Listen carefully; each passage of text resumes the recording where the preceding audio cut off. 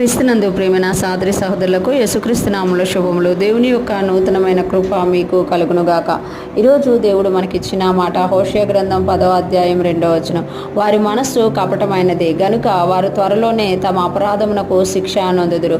యెహోవా వారి బలిపీఠములను తుత్తునీలుగా చేయును, వారు ప్రతిష్ఠించిన దేవతా స్తంభములను పాడు చేయును. ఈ మాటలు మనం హోషేయ గ్రంథంలో చూస్తున్నాం. హోషేయ ప్రవక్త చాలా వరకు ఎఫ్రాయిమీల గురించి ప్రవచించినట్టుగా మనం చూడగలం. ఎఫ్రాయిమీలు దేవుణ్ణి విడిచిపెట్టి ఆ యొక్క లోకల్గా ఉన్న ఆ యొక్క దేవతలని పూజించడము, ఆ బలిపీఠాలను ప్రతిష్ఠించుకోవడం చేసినప్పుడు హోషేయ ప్రవక్త ద్వారా దేవుడు వారిని గద్దించినట్టుగా మనం ఇక్కడ చూడగలం. వారి మనస్సు కపటమైనది కనుక వారు త్వరలోనే తమ అపరాధమునకు శిక్ష నొందుదురు. వారి మనస్సు కపటమైనదంట. ఇక్కడ మనం చూసుకుంటే దేవుడు మనస్సు గురించి మాట్లాడుతున్నారు, వారి హృదయం గురించి మాట్లాడుతున్నారు. ఇక్కడ అంటున్నారు కదా, వారు చెడిపోవడానికి ముందు వారు మనస్సు చెరిపోయింది. వారి మనస్సు ఎట్లా అయిపోయింది అని అంటే కపటమైన మనస్సుగా అయిపోయింది. దేవుడి దగ్గరికి వస్తూ ఇతర దేవతలను కూడా అనుసరించేటట్టుగా ఆ మనస్సు మారిపోవడం వల్ల, అది కపటమైన మనస్సుగా మారిపోవడం వల్ల వారి మీదకి అపరాధం వచ్చింది. ఆ అపరాధానికి నేను శిక్ష ఇస్తున్నాను, వారు త్వరలోనే ఆ శిక్షను పొందుతారు అని చెబుతూ యెహోవా వారి బలిపీఠములను తుత్తనీయులుగా చేయును. ఏవైతే వారు బలిపీఠములు పెట్టుకున్నారో, ఏవైతే దేవునికి విరోధమైన వాటిని వారు పెట్టుకున్నారో, ఆ దేవునిది కాని బలిపీఠాలని దేవుడే ఏం చేస్తాడంట, తుత్తినీలుగా చేయును. వారు ప్రతిష్ఠించిన దేవతా స్తంభములను పాడు చేయును. వారు దేవుణ్ణి కాకుండా, దేవుని యొక్క కార్యాలు కాకుండా ఇతర దేవతల యొక్క స్తంభాలను వారు ప్రతిష్ఠించుకున్నారంట.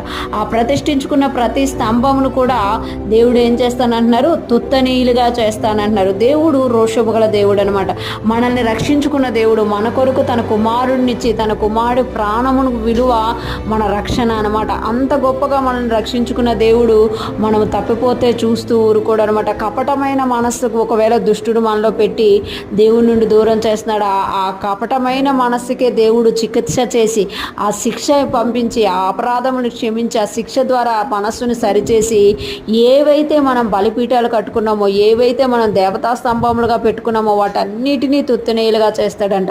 అది ఏదైనా అయి ఉండొచ్చు అనమాట. ఈరోజు ఫ్రెష్ మనం వింటున్న ప్రతి ఒక్కరూ జ్ఞాపకం చేసుకోవాలి, యేసుక్రీస్తు రక్తంలో కడగబడ్డ మనము యేసుక్రీస్తుకు సొంతమైన వారము అన్న గుర్తు మనం కలిగి ఉండాలి.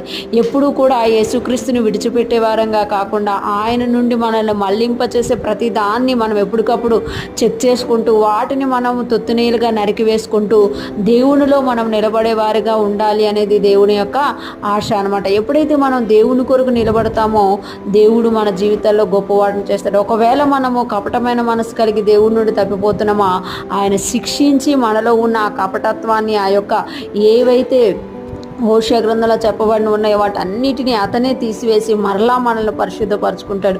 ఈరోజు ఫ్రెష్ మనం వింటున్న ప్రతి ఒక్కరూ కూడా దేవునికి ఇష్టమైనవి చేయుదుముగాక, మన మనస్సుతో ఆయన్ని ఆరాధిస్తూ ఆయనతో జీవించుదుముగాక, ఉన్నతమైన బహుమానం పొందుకుందుముగాక. ఆమేన్.